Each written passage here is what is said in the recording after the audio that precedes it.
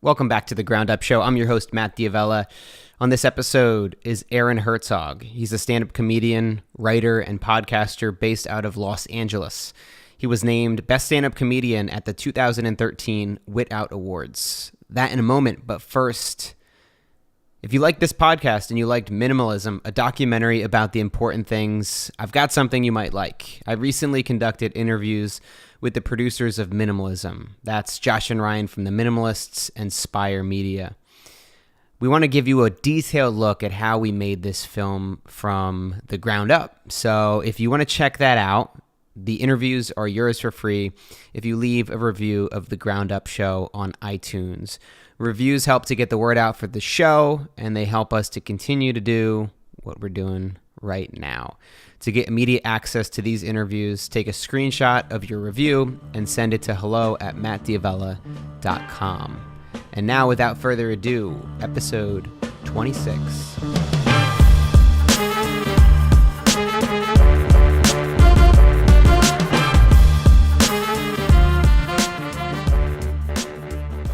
Aaron Hertzog. Oh, hello. Welcome to the show. Thank you so much for having me. Oh, man, I told myself, I was like, I'm going to start out the show and say, hey, everybody, because that's like your catchphase, or at least it was at one point in time. I'm still saying, hey, everybody. It's got a nice ring to it. It's so funny how many people, like say that, you know what I mean? Like know me for saying, hey, everybody. It's such a generic phrase. People have, like, stand-ups in Philly have started their sets by saying, hey, everybody, and then immediately, like, half-jokingly apologize to me. Oh, really? And then I gotta be like, it's a thing that everybody says. Yeah, everybody says, hey, everybody. Yeah, but I just said it louder and sillier than everybody else, and so it became a thing. Yeah. And for people who don't know about you and your work, tell me a little bit about what you do right now, and your main passion project. Sure thing. Yeah, I am. I guess I consider myself mostly a stand-up. Also a writer. I do a couple podcasts right now. New to LA. Originally started doing comedy in Philly. Moved to New York for a little while, and I've been in LA for about 9 months now. So you've been in LA a bit longer than me. I kind of had a same trajectory where I was not in Philly for as long, but I was in Philly for a bit, and then I moved home with my parents in Jersey for like 2 years, 3 years to survive. Yeah. And then I moved to New York, and then a couple years there, and I was like, I can't do this anymore. You went to Temple too, right? Yeah. Oh, you went to Temple? Yeah. Temple. That's right. Yeah. T for Temple U. That was like the worst song. Yeah. T and for Temple U. University. University, yeah. It didn't really work. It always felt like it was falling over itself. But we owned it, man. Yeah, we did. We sure did at those, basketball games. And you were big into, I know you're big into sports now. Did you go to a lot of the basketball games back then? I went to not as many as I thought that I would, because I was actually like a Temple basketball fan before going to the school. So I thought I was going to be all about it, and then just got lazy. Like, really? I was just like, I don't feel like going to a game. I would go if there was like a really good team that we were playing, or it was a big game, or like early in the season. But the team wasn't that great when I was there. When I was there, they did good. Immediately after I left, which was probably when you were there, they were in the tournament every year. They were like winning. He was like a right star. After. Because they have a star athlete. It's like exciting. When I was at Temple. So I transferred from Bloomsburg. I don't know if you know Bloomsburg. I know. That's where I grew up. Oh, no way. Yeah, like central Pennsylvania. The only town in Pennsylvania. It is. What they call it. Literally. Well, it's like literally the only town. Oh, so that's everything else thing. is like a village or a hamlet or a...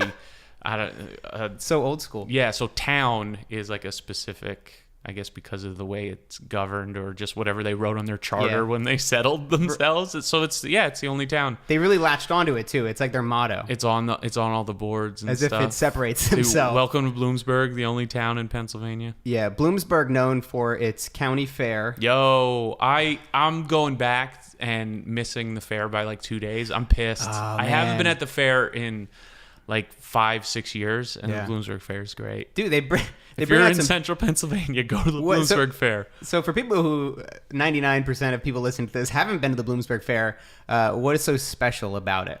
Man, it's a classic county fair. It's enormous. It's huge.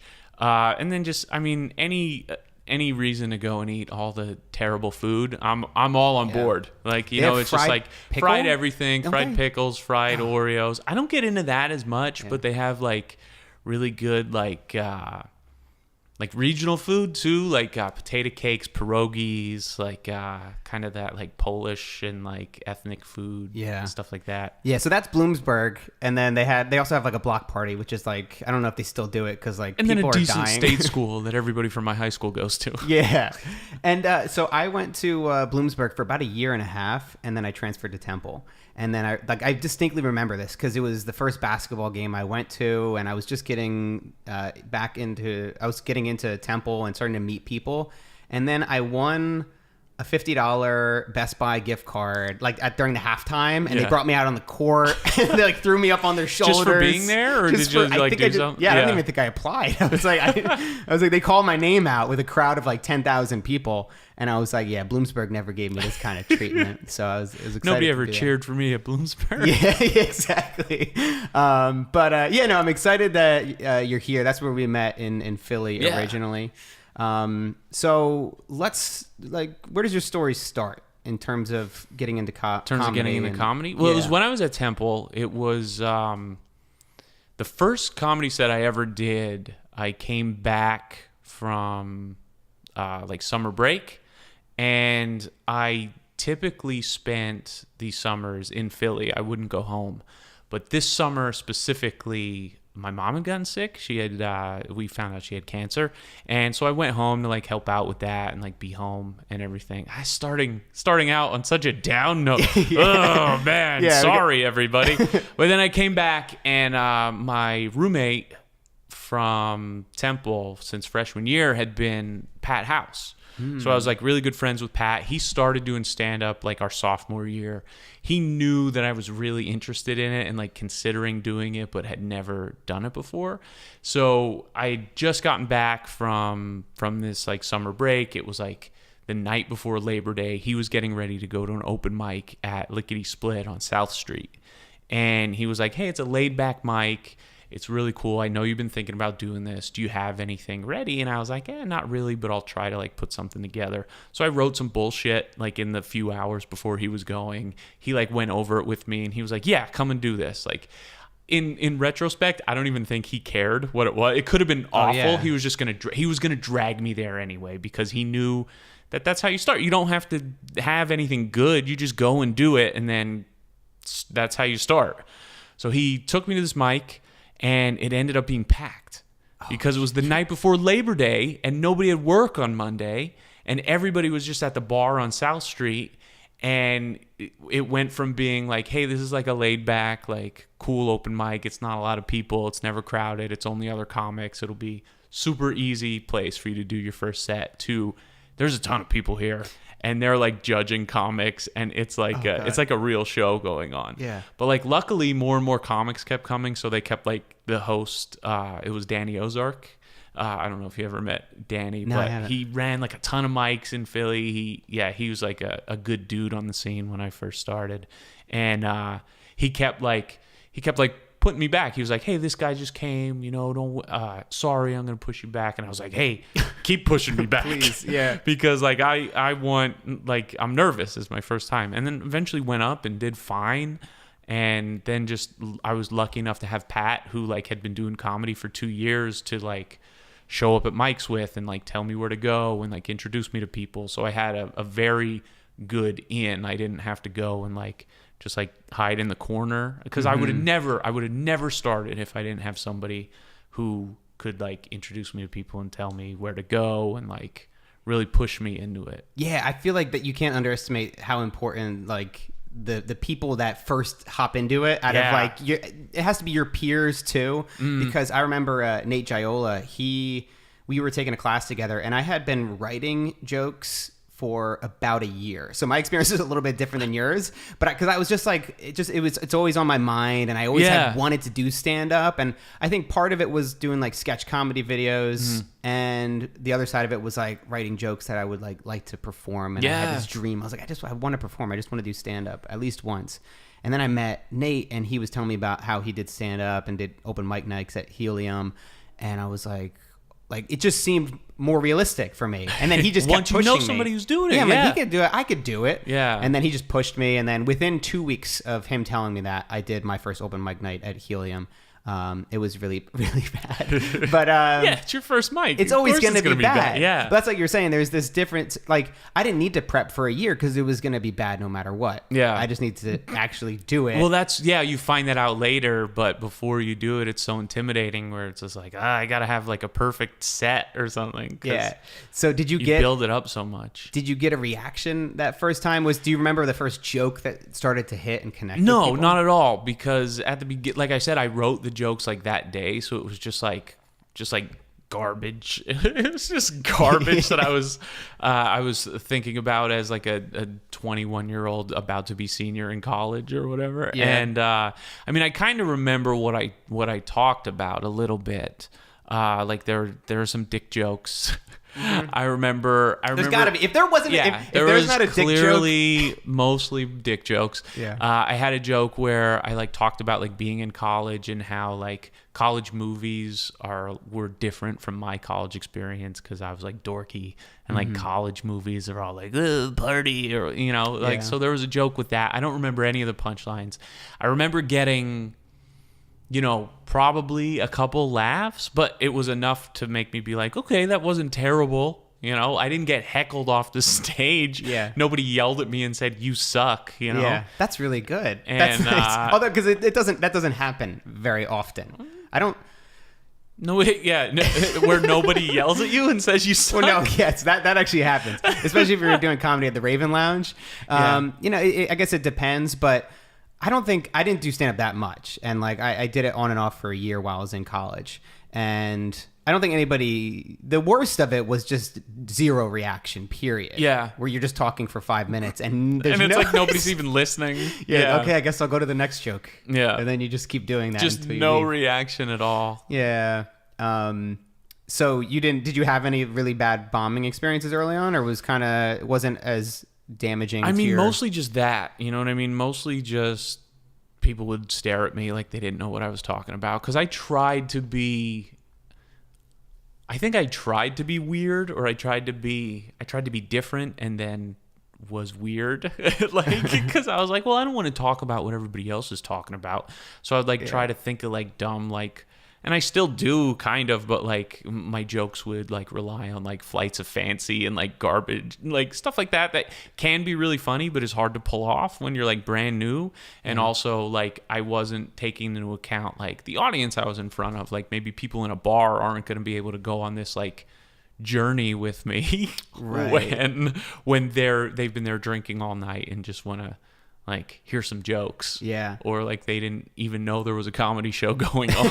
Right. They're just watching over their shoulder. Yeah. But yeah, I actually started doing stand-up because I wanted to get into sketch more. And I was like, well, I'll probably meet people and like maybe get them to start a sketch group, and then just immediately fell in love with stand-up. And That's I was great. like, I want to do this. I don't have to rely on anybody else. I can just do my own nonsense. But it does also at that same time, it does open up these relationships. Like you think about the people you meet. I did stand up for 1 year, and not even that often, and I still have friends from that I'm still connected with to this day. Especially in a scene like Philly, where like it's big and it's a big city, but it's so close knit. Like everybody there like hangs out with each other. They go to the same mics. Like after being in like New York and LA for a while, you figure that like the scenes are even bigger. They're like 10 times bigger than it is in Philly, but it also like fragments off. Like you'll see some people go to some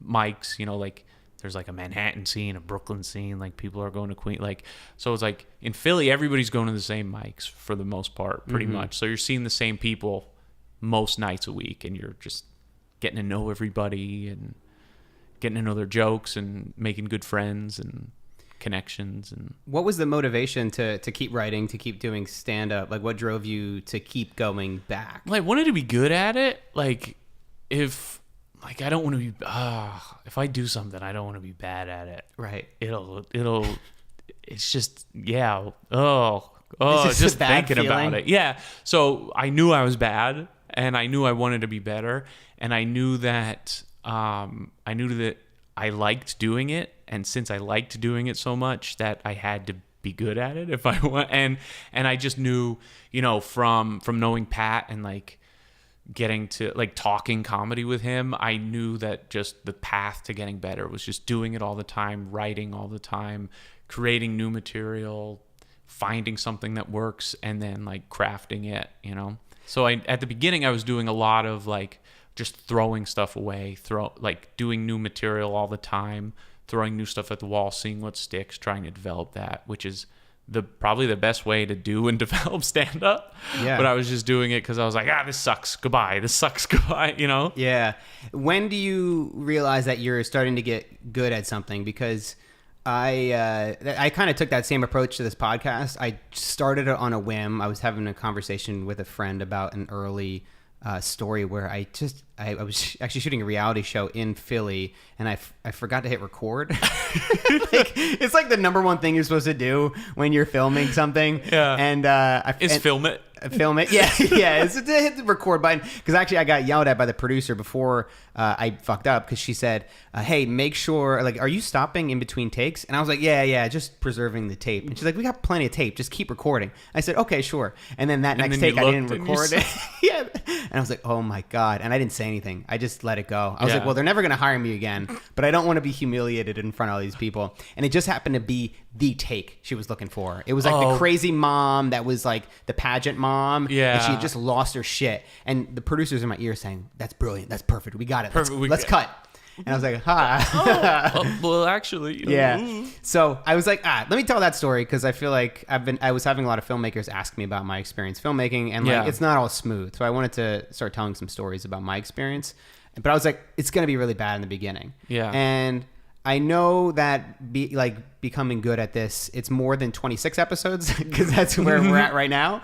But I don't know. It's like, at what point you kind of have this vision in your head where like, when I get to 50, I'm going to be really good at this. When I get to 100 episodes, I'm going to be like just smooth sailing. Yeah. Do you feel that? It's so hard to get a perspective when you're on the inside. I feel like with stand-up, there's always, this is the way I've described it before, you always feel like you're hitting a new plateau of comfort and like level that you're at, like, and it's probably different for everybody, like when they'll feel that way. But like I would get to a point where I'm like, I feel really comfortable on stage, and like I feel like I'm coming into my own. And then like a few months later I'd be like, now I really feel comfortable on stage and like I'm coming into my own. What the hell was I talking about back then? And then 6 months later, the same thing over and over again. So like I think it's like constantly developing and getting to a place where like you, at least for me, like I feel good and I think I'm in a good place.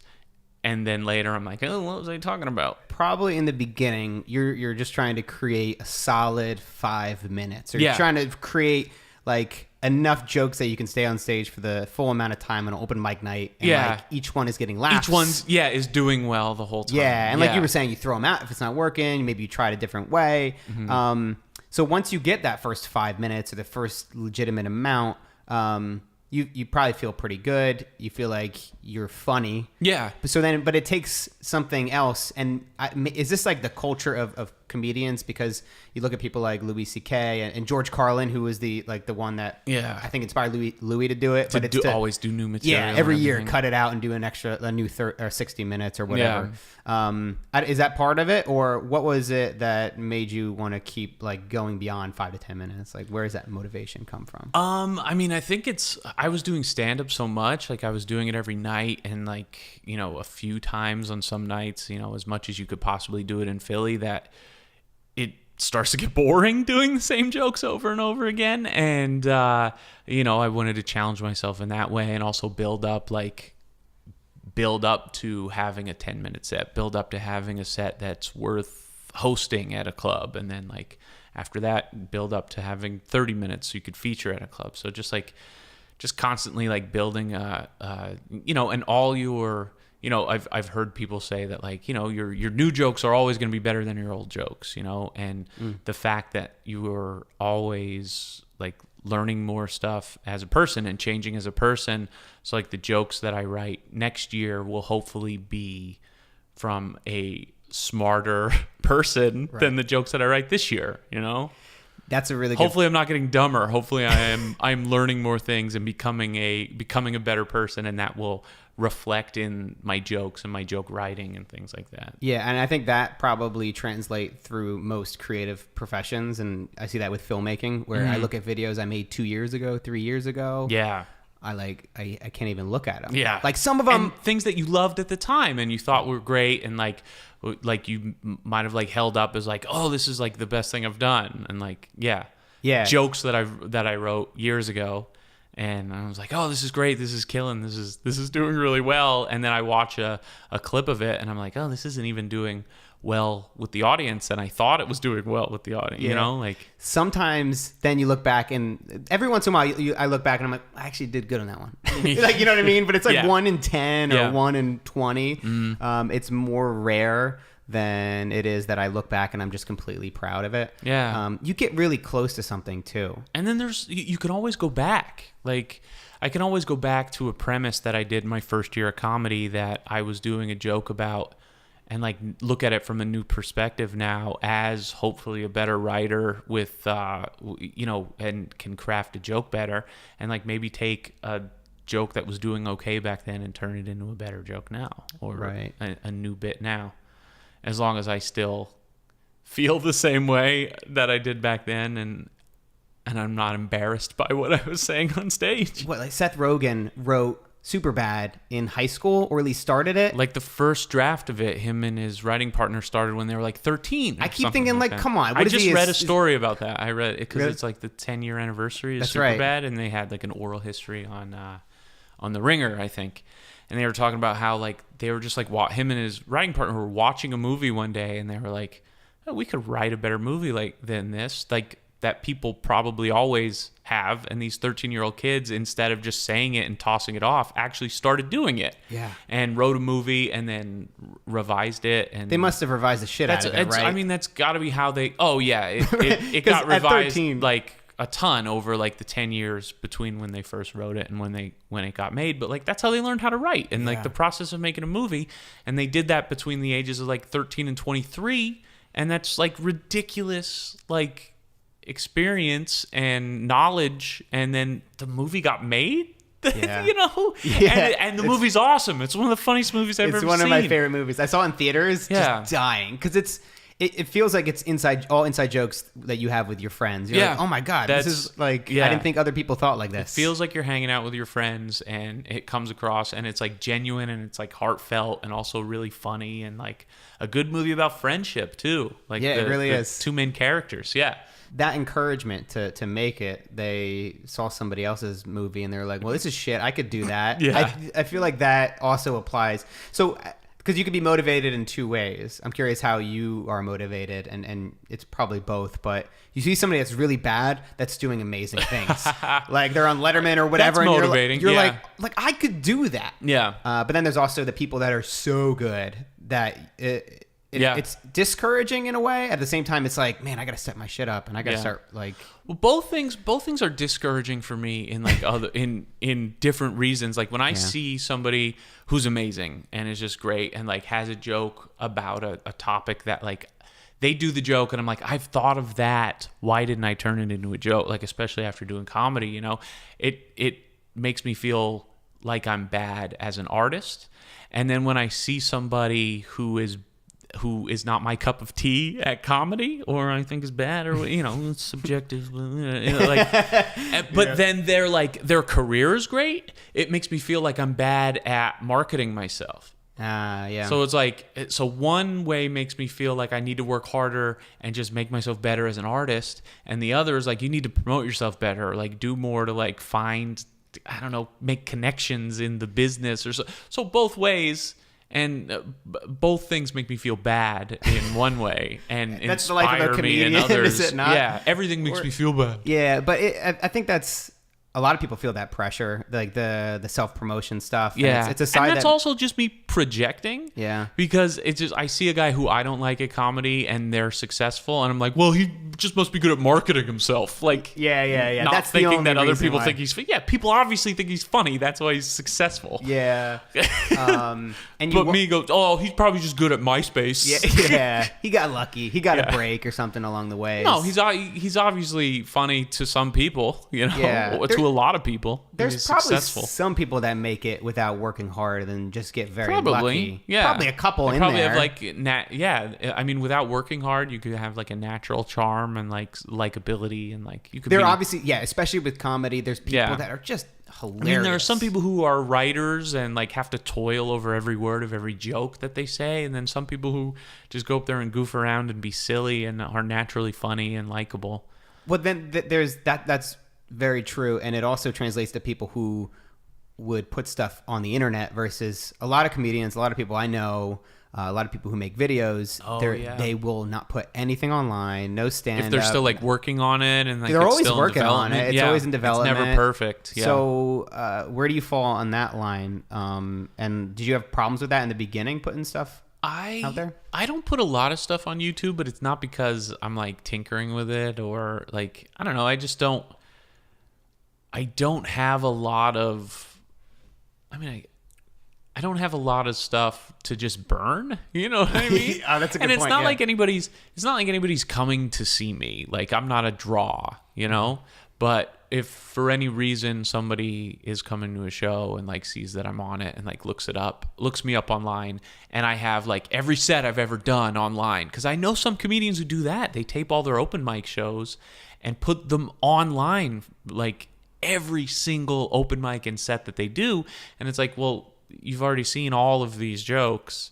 They're going to think that that's all I do, or that I don't do anything. But, right. It's a bit repetitive. Yeah. First of all, especially if you're putting the same sets over and over Same sets again. over and over. Yeah. That doesn't make any sense. I mean, it might be it's interesting because then maybe you can watch and see how it's evolved, but I don't know how many people have the patience or would even care. Yeah. But I do have some sets online. I have some like I would usually put my like Philly's funniest sets online, because that's always like it's like you're doing your best 5 to 6 minutes and it's in front of a full crowd, and you can get a good tape and put it online and then like send it to festivals and stuff like that. So I'll put sets like that online as like clips, as samples. Because you do like, need some stuff up there. Yeah, maybe put like one up a year, and like hopefully the jokes are mostly different. Or like hopefully they're all different. Hopefully you're, from one year to another. And I'm actually I'm going to be recording my first album soon. Oh, that's amazing. Yeah, I've been doing comedy like 11 years, and I just decided like I'm going to record a longer set and put it out as an album. Where would you release it, or would you just try to sell it on iTunes? And I'm gonna put it up digitally, and I might do hard copies or maybe vinyl as like a special thing. Oh, that's cool. Yeah, I might do vinyl. If I was touring more, I don't do a lot of like road touring stuff, and I am trying to like figure out a way to make that happen. I would definitely do like vinyl and CDs, because it's a great like great thing to do, like sell after shows to like make extra money, especially if like you're trying to make it as like where you're not making a lot of money for like the actual show that you're doing. Just sell CDs for like $10-$20 after. That's what's great, which is probably way different from when you started, like what, 8-10 years ago? How long did you be doing stand-up for? 11 years. Wow, 11 years. So back then you couldn't just get something on vinyl if you wanted to, right? No. Like, but now you can do. You would have to be like with. I don't even know if they were making vinyl then. Like it was in that dead spot. Like vinyl wasn't. It wasn't cool. It was again with flannel. Yet. Like it didn't. It didn't fully come back. Yeah. It might have been just with people who were cooler than me at the time. Right. That those are the ones that pushed that movement forward. Yeah, but now you could do vinyl if you wanted to. My sister she's publishing a book on her own through CreateSpace, through Amazon. Yeah, it costs $2 for a book. She just had it one delivered to her house to like check it out, and it's like, I mean, well, she's a designer, so she designed it herself. But we could do that if we wanted to write a book. We could just write a book, and then everything can be DIY. Yeah, you can put out an album. You don't need like the gatekeepers are gone. Completely. For better and for worse. Yeah, obviously there's going to be more people doing it, but I still think that there are so many people that still aren't doing it and certainly aren't keeping up with it because they have the thing called podcast fatigue, which is your podcast doesn't reach 20 episodes and it burns out before then. Oh, everybody, you start a podcast and just drop it right away. Yeah, it's like a blog, really. Like blogs, you know how many blogs are like, their last post was like, hey, sorry I haven't written in a while.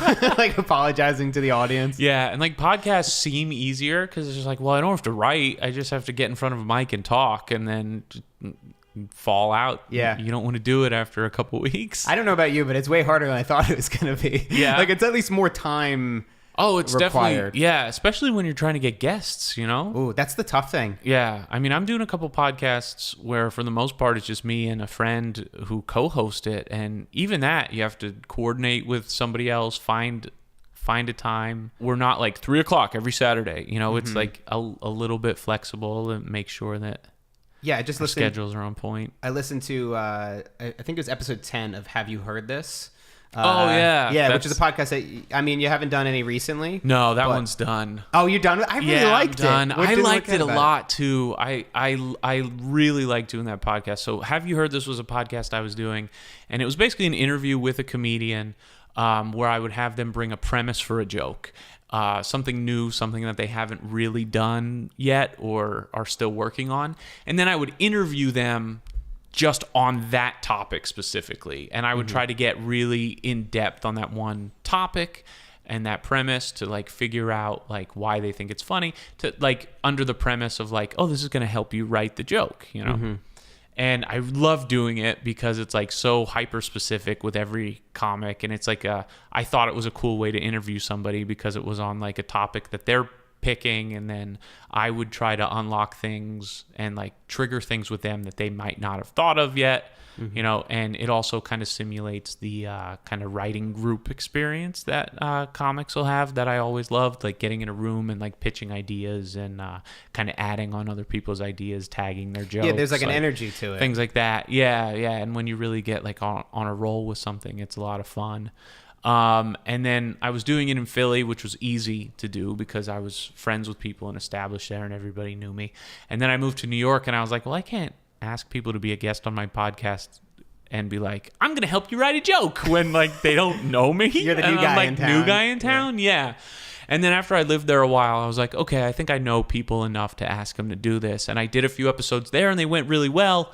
And then it was hard to schedule and like get people on the same page and everybody's busy all the time. And then those are my excuses. And exactly. And then I moved here and kind of same thing again. So, and I also am doing 2 other podcasts at the time. So 3 weekly podcasts would be really tough. Yeah, that would be a lot. It would be great to get back into it. I wondered if it was that it seems like really challenging. I mean, the interesting part about it, I only listened to one episode, but well, first of all, these kind of podcasts where you have a guest on is really great because then you just get to meet and connect with new people. And that was another thing I would ask people in New York who I like kind of knew but like wanted to. I was like, they seem like a cool dude. I could be better friends with them. Mm-hmm. Ask them to do the podcast. Yeah, they appreciate it. Yeah. It's like most people are it's like an flattered by opportunity for them to be a guest on, like even if it's not like a huge listenership or anything like that. It's like yeah, I think most people are flattered by it. When it comes to like saying, oh, hey, I want to meet that person, get to know them, what other options do we have as adults? It's like, hey, you want to get a drink? It's like the new let's hang out. Yeah, let's be friends. Like, do you want to be on my podcast? I'll interview. Yeah. And you can ask them everything that you like would want to ask them like on like a drink. Yeah. So friend date. Can I have a job? Like, I've got the sketch idea. And actually, I was gonna do this be more of a drunk cast and just like drink every time. But then I'm like, how many times can I do that a week? Where I'm like, I think I've done 3 episodes. It would just be terrible for you. I know, for my body. I'm just like just beating myself down. But I mean, that's what you do is like, hey, let's go out for drinks. And then like, what else would you go out for coffee during the day? Yeah. I feel like the Take podcast. somebody out to lunch. Yeah. That's like stepping it up a little bit. That's a full commitment. That's when you have like a job with an expense card or something. Yeah, exactly. Yeah, that would get really expensive if you're trying to meet all these people and then every single time you're paying for lunch for them. I don't think that's really sustainable. But yeah, I think the podcast is a great way to meet people. You went from Philly to New York. What drove you to New York? I just felt like eventually, if you want to make a career in comedy, you kind of have to be in New York or LA. And like some people are proving that wrong. Some of our friends that we have in Philly, you know, with like, the Delco Proper guys. Yeah, those guys are like, they're killing it, and they're like in Philly, but they're also like, you know, they're taking meetings in New York and flying out to LA every once in a while. So I felt like I would be better served if I like lived there, you know, to kind of be in the place where the jobs exist. And like New York and LA are still the places for that. Yeah. You know, even with everything that we've talked about, like the gatekeepers being gone, being able to do everything yourself, put out albums, you can film a special if you want and like try to sell it to Netflix on your own. But I mean, being in New York, being able to do stand up there every night and like having the opportunity to like meet all those people, it really pushes you, you know, like as much as you can do it in Philly, you can do it 5, 10, even more times more in New York, you know, with more opportunities and more people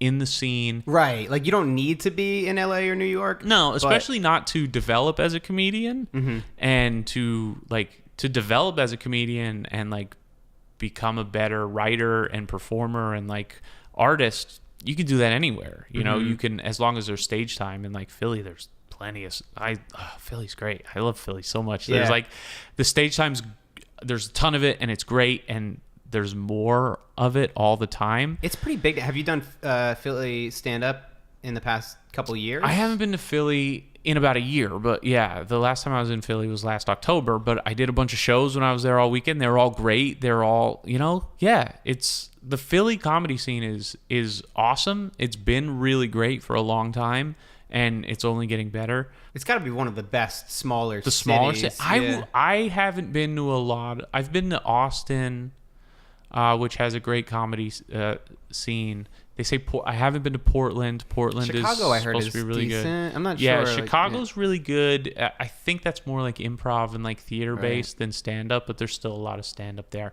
Denver, I've heard, has a really good scene. I'm probably missing some others, but yeah, I don't think Philly gets the credit that it really deserves. I just heard it on the Joe Rogan podcast. He actually shouted out Helium. Oh, yeah? Yeah, he's like one of the best comedy clubs in the country. And Helium's like a chain now. You know, there's like 5 or 6 Heliums, and it started in Philly. Philly has two major clubs in the city, some other like smaller clubs like around and outside the city. They've got like at least 3 like theaters completely dedicated to comedy. It's and then just, you know, the independent shows that comics run themselves. It's ridiculously like great town to a lot of self-motivated comedians. And just the real reason why I left Philly, I absolutely love it, but yeah, just feeling like there isn't the like industry there to make a living full-time at comedy. And that was my goal, and it's still my goal. Yeah, so and it still hasn't happened after moving from Philly. You know? Well, because how do you make a living as a comedian, and what are the different options? You can. I feel now that it's best to be diversified, because I feel like the amount of comedians who are making their living just doing stand-up is so small right now. Like they're only, you know, for as popular as comedy and stand-up is again, you know, there are only so many clubs and so many room for headliners. And like, if you're a regular feature, you're barely scraping by and like maybe breaking even and stuff like that. So, but I always wanted to do something where I could always keep doing stand up, but like maybe also write, you know, like maybe get like a staff writing job on a TV show, or do punch up on like movie scripts, things like that. I always said and this was before he was still huge, but I think he's become way bigger since I've said this. But like Patton Oswalt was always the kind of like, oh, that's like the dream career. And like saying that now, he's like so big. He's so big that it sounds like I'm like, yeah, I want to be a huge big star. You know what I mean? But like when he was at the point where he was like a minor like supporting character on a TV show, which allowed him to do stand-up when and how he wanted to crowds who were coming out to see him, and support a tour with his friends, and create the Comedians of Comedy tour, where they like toured and did like rock clubs and like smaller venues, and like didn't have to do clubs if they didn't want to do clubs, and like basically did it their way. And then also he was like writing his own scripts and doing punch up and like appearing on TV shows and small parts in movies. Like that would be amazing. I think you do have to be in New York or LA for most of that. To do stuff like that? The Yeah, writing to and- write, to like get parts. It seems pretty challenging considering how many comedians and comics there are. Is it pretty nuts? I have no idea how to make it happen. Zero idea. My only so far for my 11 years in comedy, my only attack on it has just been be as good as you can. I don't know how to submit, like I don't know how to write a script and send it to somebody who can read it and then be like, I want to be your manager, or I want to be your agent, or I want to give you a job.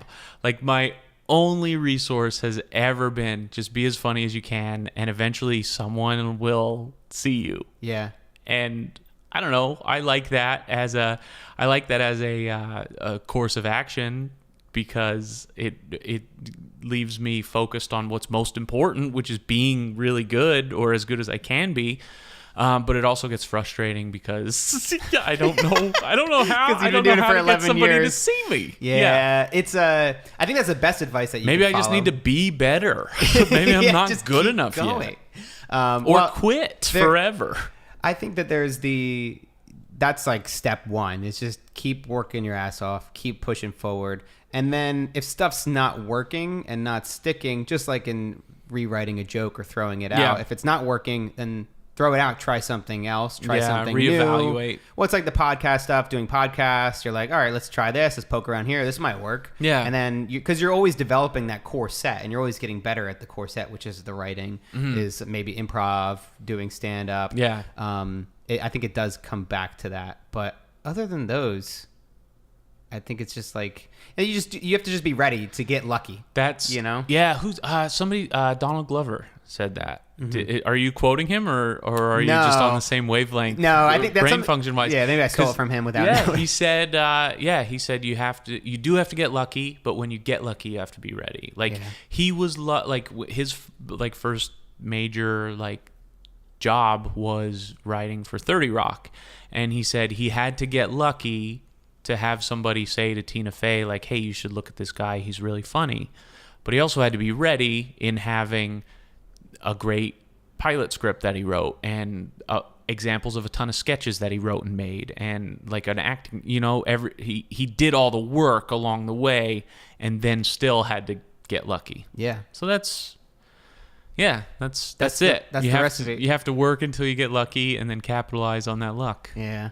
I just want everybody to that works hard to make it, right? Yeah. Including me. Yeah. I want to be part of the crew that makes it. I want everybody to make it. I really do. And at whatever you want to make it at. Yeah. As long as you work hard. If you're not working hard, then I don't care if you make it or not. Yeah. Nah. Yeah. Only if you work hard. Yeah. If you want to be a basket maker, work hard at making baskets. Yeah. And we want you to make it as a basket maker. Yeah. Yeah. I think there's make those baskets, baby. What kind of baskets? I'm thinking weaved baskets. Oh, yeah. Okay. Yeah. Yeah. Yeah, that's the first thing that you thought like of. the standard baskets, just your classic basket. I was thinking classic basketball. But well, yeah, I want basketball players to make baskets too. Unless you're a defender, then I want you to stop people from making baskets. That's true. It's hard. It's you can't win. Whatever them all. your dream is, live it. Yeah. So where do you go from here? So that's the question, isn't it? It's tough. We're all trying to answer. How do we make it? How do we say as podcasters? What are we doing here? How do we get seen? Well, right now my plan is I'm new to LA. I started a stand-up show. Okay, That's my plan of action right now. With two other comics, both started in Philly, Luke Giordano and Pat Barker. We start a stand-up show, so we have a place to do stand-up every week. Where that's not just an open mic. Also, book comedians on the show, so we can get to meet them, and also hopefully build it into a show that becomes popular. So it gets a crowd every week, and maybe some word of mouth, and kind of starts building a buzz and more people, and just kind of becomes self-sustaining. Like one of those shows that people just know about every Sunday at Verdugo Bar. Friendship Buddies comedy show is going to be there, and it's just like, hey, this is a great show. People know about it. People show up, and then comics want to do the show and like get to know them and meet them through there, and then use them. Use their them resources. for their resources and connection. No, but just like kind of like that's how I. Yeah, I heard like on that podcast I mentioned. Have you heard this? That's the name of it, right? Yeah. Have you heard this? That you have a deadline of an internal deadline. Is that over? No, Did you it's pass not. the deadline? No, I haven't passed the deadline. Okay. No, is this the 35 and The then 40 35, thing? yeah. No, I still have 2 years to wait. No, I have a year till. Are you gonna do it? You can't do it. I have a year and a half until I'm 35, Start saving. and then my plan was to quit my day job. If I still have a day job at 35, quit my day job, and then focus solely on comedy until I'm 40, and then if I have not made it as a comedian at 40, quit forever.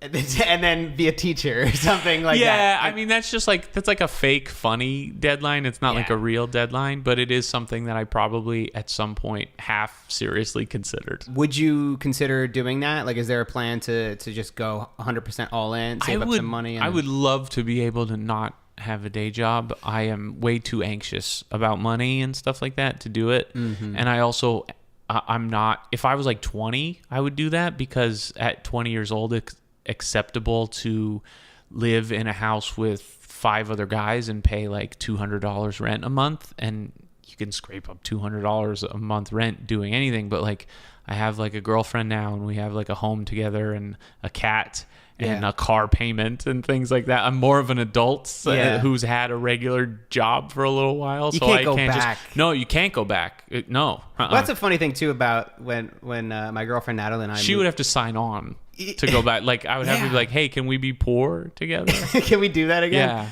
And she's much more successful than I am. So either she signs on for it or just keeps growing and becoming more successful to the point where I'm just living off her. That works too, man. Why does that not work? No, I joke about that way too much. Yeah. She's going to get concerned about how much I joke about living off her. Well, I did actually tell Natalie. So I put out this documentary last year and it did pretty well. And I was just excited about making original content and going from doing client work, which is what I did mostly, is like startup and tech companies, making videos for them, a lot of industrials, commercials. And then I did this documentary and I really enjoyed it. And I was like, that's why the podcast came about. I'm like, I really want to start making my own stuff and continuing to do that. And like, that's the dream now we're working on pitching a series to Netflix. And if I could continue to do that for the rest of my life, I would be incredibly happy. I'd be happy doing the other stuff too. Like, it's not a bad life, but it's just you're always trying to push yourself. Yeah, your own. Yeah, and being able to work on what you want to work on other than like taking jobs. Exactly. Yeah. And then there's always the stress that comes with that. So I told Natalie, I said, hey, I think I'm gonna do this, and I'm just gonna focus on this for like 3 to 6 months. Like, you got this? Like, just in case, like, I don't have any money coming in. Yeah. Can you take care of me? And she was like completely supportive, which is great. And we'll see how long she'll be supportive in that realm. Like, if I go 2 years without making any money, she might step in and have an intervention with me. But it's tough. I feel like you do need that time to actually see if something's going to work, to develop it. Dreams cost money, but money costs dreams. Wow. You know how I make teasers for these things? I think that's going to be just an excerpt right there. That's a quote from the Hold Steady Friendship Buddies podcast. What is this podcast about? Just whatever. It's just kind of very free-flowing. Luke and I talk about current events, random stupid topics, just trying to riff on stuff and be silly and funny. There's really no format whatsoever. It seems super to it. random. It is very random. Do you guys plan any of the stuff out, or is it like... We'll plan segments and just like topics of like what we want to talk about, and then just kind of go. Like, mostly it's like we'll talk about stuff that's happening in the news or stuff we've done recently. Mm-hmm. We've recently started doing like dumb like segments, like hypothetical like situations or stuff like that, like one that Luke just came up with that I like a lot is he calls it super groups. So he picks like a stupid task or like thing that has to be done, and then you pick a super group of people to complete the task. Right. So it's like if you were assembling a heist crew, so it's like the Ocean's 11, like assembling the heist crew for things that aren't heists, like he said, one of them this week was, the ones this week were weird. He had the first one was musical in a tribute to supergroup, but it was like, what's the ultimate supergroup to make like a baby boomer moms just horny as fuck. Yes. Just like, so we had to pick like a singer and like all the band members to like just moms would go ape shit crazy for. And then we did one that was like, what team would you put together if you had to infiltrate like North Korea?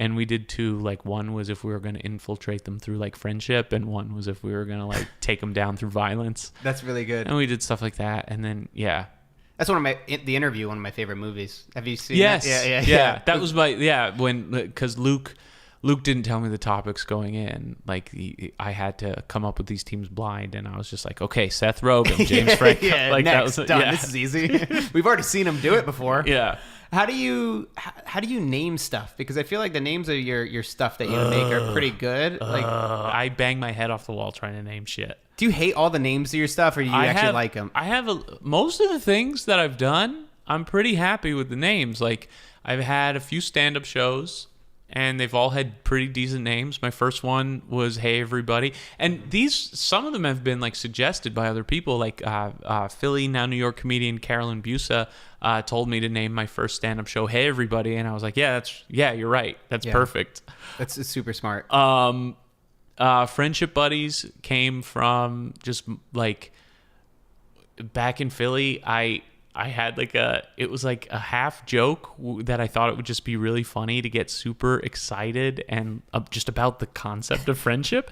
And like nobody knew if I was serious or if I was joking. And I think I didn't even know, like I didn't know if I was serious, but I would just like try to organize people to get together for no reason, to just like hang out or like have a picnic, like for no reason, and just like hashtag stuff about friendship and like start friendship chants, because I thought it was funny because it's just so basic. It's such a basic concept, like just friend. Yeah, of course. Yeah, friendship is great for like adults, because it is something like a kid would think of. Yeah, and it was before like My Little Pony was all like, and I just thought it was just this very like stupid, like innocent, kind of innocent, like that. And that's like my whole, like, I think that's my brand. My brand is like wide-eyed doofus, like innocent idiots. Like I think that's how I try to come off in like my comedy. So just like being like, yay, friendship, I thought was so funny. I love the intro. It's just you guys chanting friendship. And we did like a bunch of voices and stuff. Yeah, it's fantastic. But I at one point I bought the web domain friendshipbuddies.com. Oh, you got it? As a joke, and I don't have it anymore. Our website's friendshipbuddies.pizza now, which is better. Actually, I do remember you guys talking about that in the first episode. That's amazing. And like the designs around it too are pretty damn great. Luke does all that. He's really good. He does man. all those. Yeah, he does all those illustrations, and they're really cool. Yeah, he's like come up with like his own kind of unique style for it and everything. Like it's like super retro and style. A lot of pizza. Yeah. Friendshipbuddies.pizza. That's really good. Yeah, I'm always bad with names because I keep a list. If I hear like in my notebook, I have a list of like names for stuff.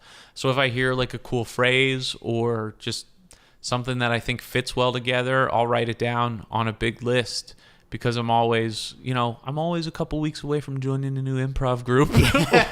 You never know. Or starting a new show or something that needs a name. Yeah, I'm bad at that. And naming stuff's awful. Every like group I've ever been in that has had to like come up with a name, like sketch group or like, stuff like that, it's been such a chore coming up with a list of names. Yeah, and then, when you have to do it, it's the worst. The best thing that I ever did too, in terms of my business, my freelance film business, was actually creating a name and not having it be Matt Diavella videographer. Yeah, which was not good for getting money and getting budgets, because they just see you as this like wedding videographer. Oh, it's not like that's all it is. Yeah. So and like even the fact that I knew, and I didn't like outright lie to anyone and pretend.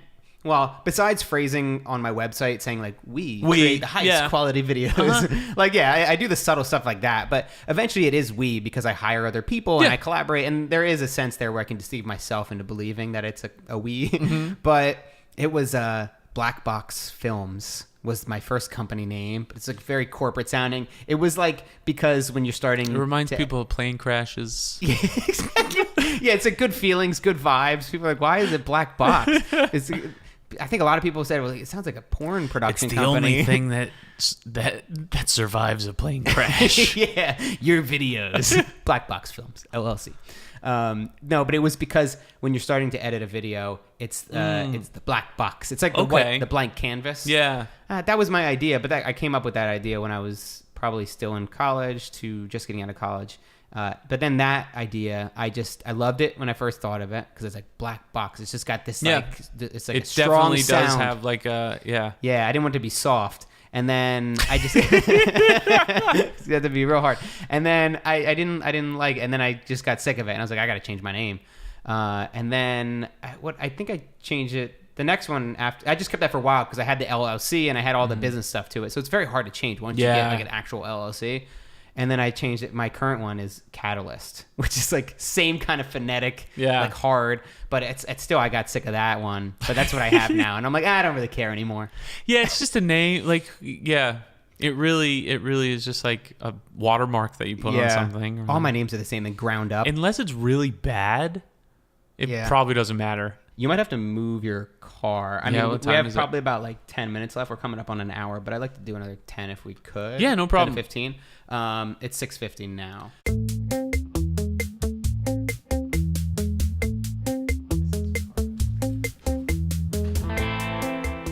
right, we're back. Car's moved. Yeah, Parked. At LA, the driving scene, it's is it get pretty stressful? Because I've only been here for like a month, so I haven't really. It can be. I get the most angry that I get all day when I'm driving usually, oh, really? But mostly just because somebody, like, other people are doing things that I'm like, that's not safe. Okay, yeah, you're just like, other people are being overly aggressive, and I'm just like, let's all just get where we're going safely. That's actually the most frustrating thing about driving around here is there are just so many assholes. Yeah, like just flying for no reason and like weaving in and out of traffic and stuff. And it's just like, okay, I did something really bad because I saw that people were doing this where they would, you have a left turn and there's a left turn lane, and sometimes before that there is other like right turn lanes and like the middle median where you could, if you're pulling into the into traffic, you can cross over and stay in the middle lane. So I've seen people drive over that, like, and I didn't think I was driving over like just like fly up and just go like a mile. So I was like, I looked in the GPS. It looked like I was right next to the light, and I was like, all right, I'll just do that. And then I started going, and I was like, oh fuck, it's like really far where I have to go, and there's all this traffic. I couldn't merge in, and then a car pulls in to go from the other way. Headlights right on me, and then I'm the asshole that we're talking about. Because you're in the wrong place. Because I'm in the middle. I'm in her lane, head on. And then this woman, she like let me have it. She rolled down the window. She just started screaming at me. Like, I'm sorry. I just kept apologizing. I was like, I'm so sorry. I'm so sorry.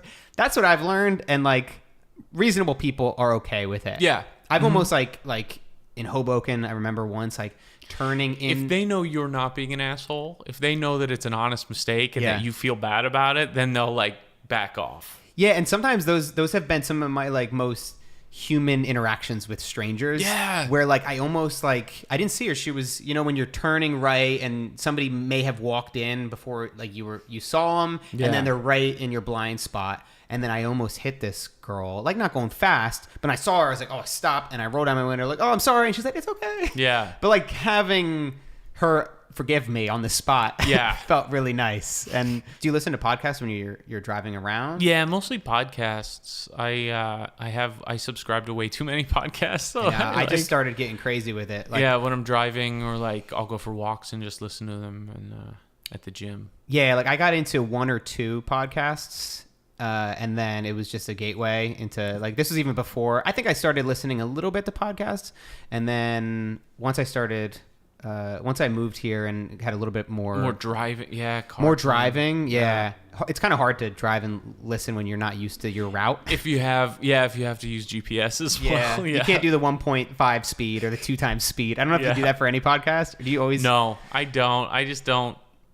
I'll listen to it on 1 time speed, or I'll be like, I don't have to listen to this. I don't need to speed it up. I know. I don't know. I do that because maybe just because I'm so excited about listening to podcasts and I want to listen to them all. And I'm like, consume all of them. There's this one, Dan Carlin's Hardcore History. That's why it exists. Yeah. That's a podcast I've like started trying to listen to a bunch of times, and then I just see the run times of the episode. Yeah. And I'm like, no. Yeah, but if you go 2 times speed, it's only half. Yeah. And that's my mentality. That's true. Although it's like you ever notice where you're just like, wow, I'm thinking about something else. I'm not even listening to this podcast. Yeah, I realize I haven't been listening for like 5 minutes, and then it's like, do I rewind and listen over, or do I just quit? Just quit, yeah. What are your top podcasts that you'd recommend? Ooh, I listen to... My favorite podcast right now is by Ian Carmel. It's called All Fantasy Everything. Mm-hmm. It's great. Ian is a great comedian. He's a great dude. He does this podcast is such a cool idea. It's fantasy drafts, so like fantasy sports, but for just random topics. So just any just crazy random. Some of them make more sense than others. You know, they've done like songs that make you cry. I think the latest episode is like movies that just have one word in the title. You know, they'll really pick anything. They've done like the mall, so like not just stores at the mall, but like concepts about being at the mall. So like somebody picked like, you know, like hanging out at the arcade without your parents or something. You know what I mean? Stuff like that, or like you know. And it's just like an opportunity. So they pick a topic, and it's like him and 3 or 4 other people, and then they each go and make their picks, and then it's just an opportunity to like tell stories about that thing or concept, or like riff on it and make jokes for a few minutes, and then like move on to the next. And it's just a really fun podcast. It's like one of those podcasts that makes you feel like you're hanging out in the room with those people, and like makes you want to like jump in and like talk and like give your story when they're, which is like the sign of a really good podcast, I think, when you want to like put your like 2 cents into it. Yeah, you know? It is kind of strange to like laugh along with people. Yeah. You know, when you have a group of people that are cracking up on a podcast and you forget that you're not with them in the room. But yeah, I think that's what you strive for. That's my absolute favorite podcast right now.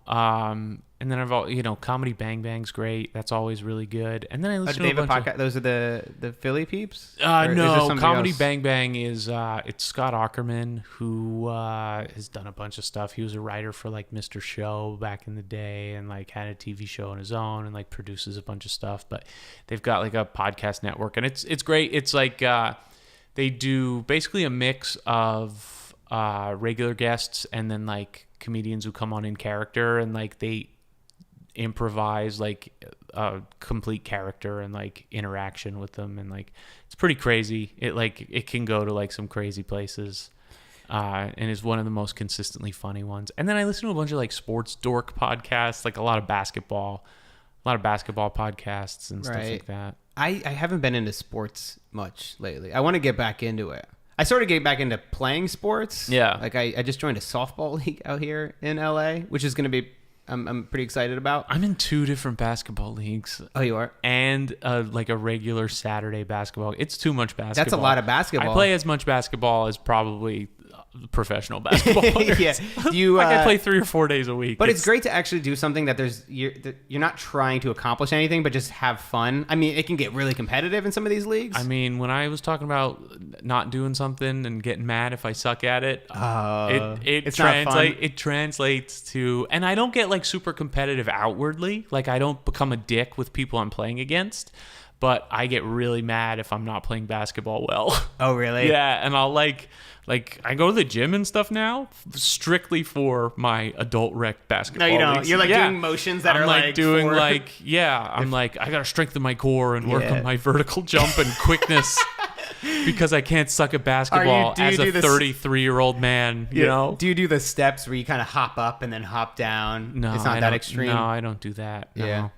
Other plyometric exercises, yes. I gotta say though, I remember I haven't gotten to this point since college where I was playing floor hockey, but where I've gotten like really mean and angry at other people, because it's I mean, but basketball is a very physical sport, but like when you're pushing up against somebody and somebody's being overly aggressive with you, that's like, you know, there are always those basketball players who are like, all right, dude, relax. Like, I get it, you're playing defense. I'm surprised by how many dudes in this like Burbank adult rec league are like dickheads about it. Like, will like push you and like hit you and like want to fight you and stuff like that, and it's just like, dude, we all paid $50 to be in this league. Yeah. So the refs will come and like, exactly. So the refs can make a couple bucks for being here. Oh, like, man. And rent the gym. Like, calm down. Like, yeah, nothing pisses me off more than people who give the refs a hard time. Oh, yeah. It's like, dude, and it was somebody on my team once where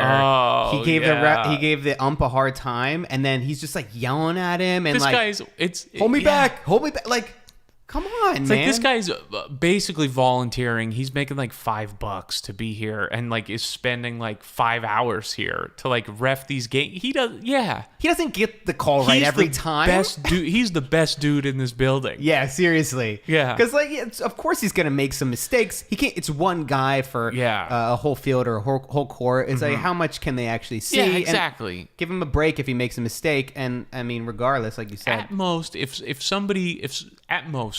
if somebody's doing something that's dangerous, like if somebody's being a dickhead and like hitting people on the sly that the ref's not, at most go up to the ref and be like, hey, this guy's like hitting people, and then he's gonna look for it and call a foul or whatever, but don't like complain and be like, what are you doing, you're missing these calls. Yeah it's very, I mean, it's easy to get caught up in the moment, but like I that's a filter that I have where it's like, even if I'm upset, I'm like, all right, that's fine, whatever.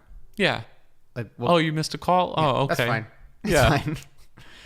You want to do quick questions? Quick questions. Is that a segment that you do? Yeah, I got Is this music a jingle? And everything. This is the jingle for it.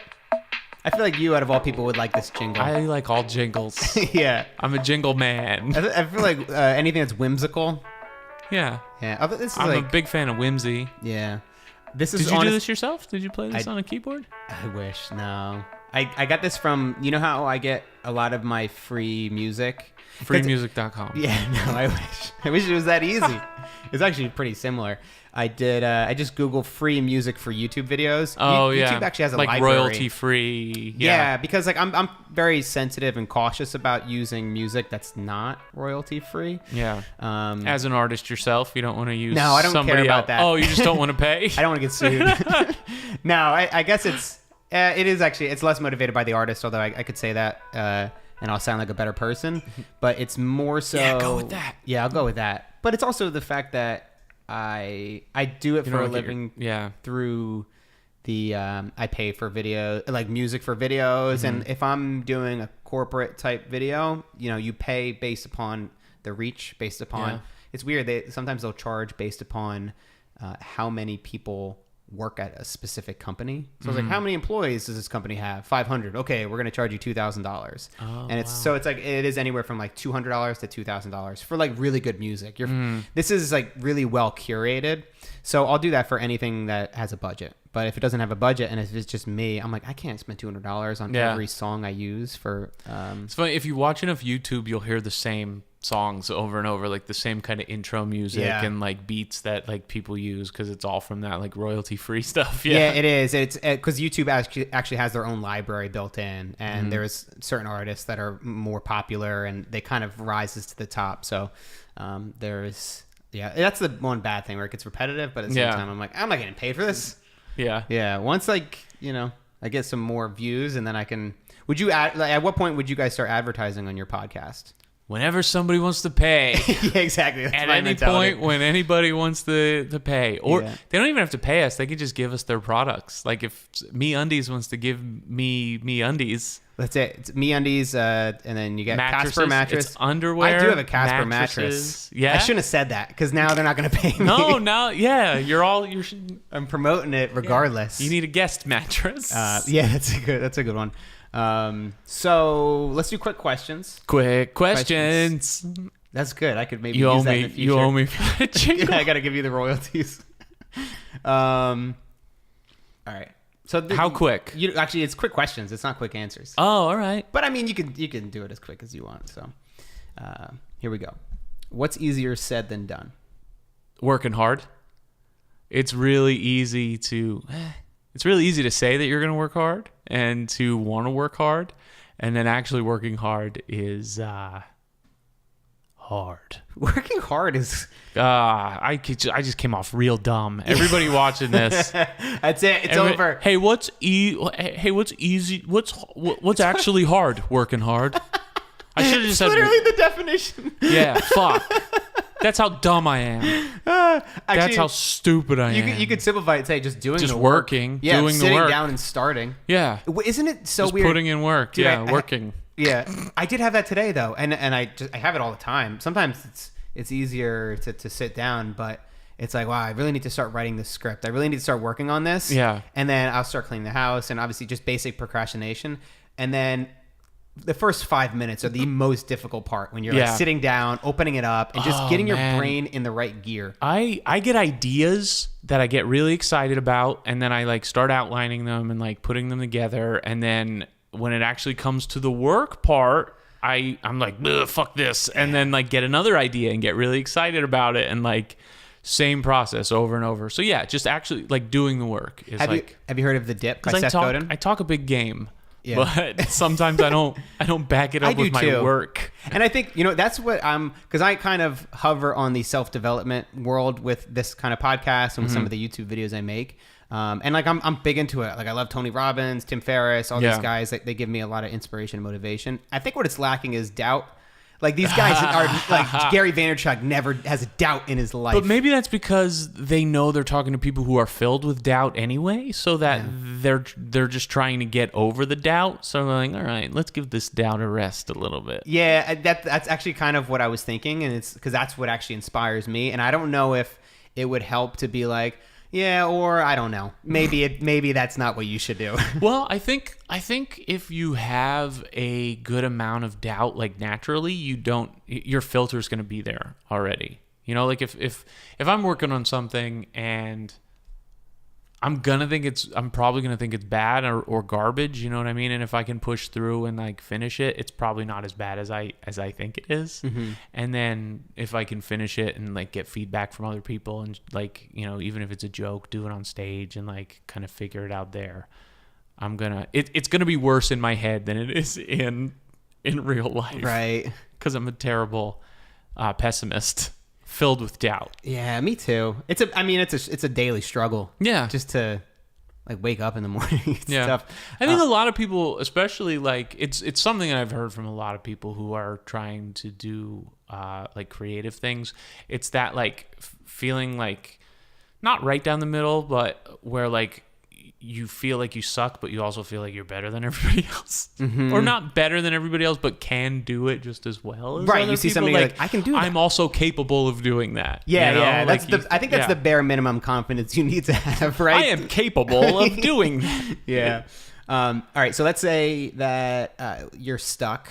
What do you do to become unstuck? Whether that's creatively, whether that's getting back into a workout routine or eating better when you're just kind of running into a wall. Yeah, I think for different things it might be different methods of it, because for like an idea, sometimes I feel like there's a point where working on it too much is gonna fuck you just as much as not working on it enough.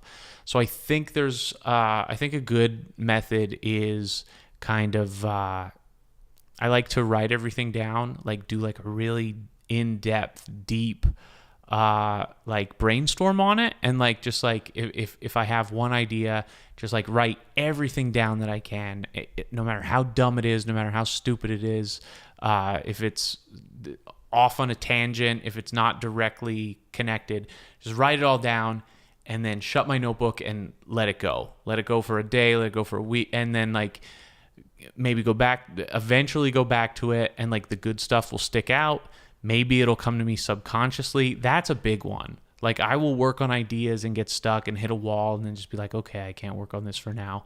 But like kind of it's in the back of my mind, and then eventually it will, like I'll have a eureka moment with it. Mm-hmm. But with like creativity is so like, I don't know, like every idea is different, and I can't do the same process for, you know, sometimes things come to me almost fully formed, and it's probably because I've been thinking about it either consciously or subconsciously for a while anyway, and then the idea seems to be fully formed out of nowhere when I get it, you know, like one of those driving or shower ideas where it's just like, oh, this is great.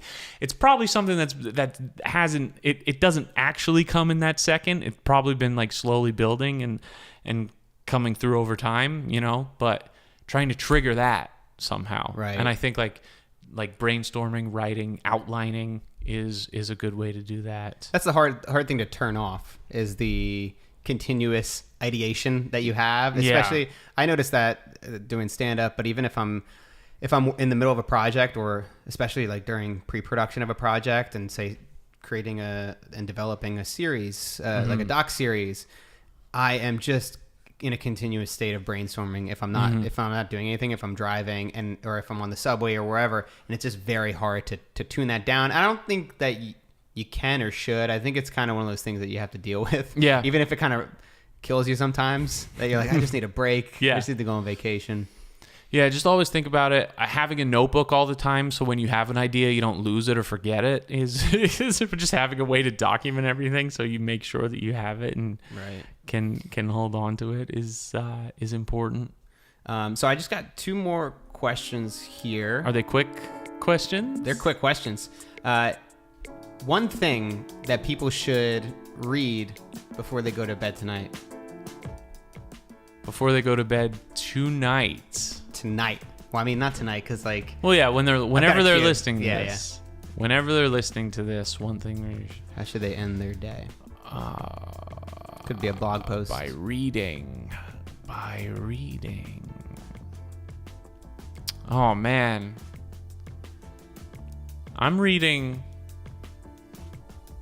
Right now, I'm reading a book about Magic Johnson and Larry Bird. Oh, wow. I'm stalling. There it is. Oh, I'm stalling man. by doing this. This is my girlfriend, Natalie. Hello, Natalie. This is Aaron. She just did this 2 days ago. Hi, nice to meet you. Hello. Hi. Welcome. So are you in the middle of something? Yeah, we were just on the last question, too. We had the outro music playing and everything. Yeah, wow, you just totally ruined that. This is actually a segment on the show. It's called Natalie Interrupts. That's great. It's perfect timing. I think for this the segment. is the second or third time it's happened, but it's that's what happens when you do the podcast at your house. I've had that happen. Yeah. Oh, you were still saying read the thinking. Magic Johnson thing? What is that? No, I'm not. I'm That's just not saying your what go? I'm reading. That's my stalling tactic to like prove to you that I am reading something. Yeah, like, I'm a smart it's not guy. like no, I'm not reading. It's just that what I'm reading right now, I'm not recommending to people because it's very specific. It's a book about Magic Johnson and Larry Bird. Yeah, which is really good. Is it a good book? If you're into basketball, yeah, it's called When the Game Was Ours. It chronicles like the careers of Magic Johnson and Larry Bird and how they like. If you know anything about basketball, they like had these like parallel careers where they were like, one was in LA, one was in Boston. They had this like rivalry and became friends, and it's like really fascinating story. All right, sweet. And lastly, how should people get connected with you, find you online? My website is aaronhertzog.com. I'm at Aaron Hertzog on Twitter. That's probably the best. Cool. All right, man. There's links to all my stuff on those places. I'll put it in the.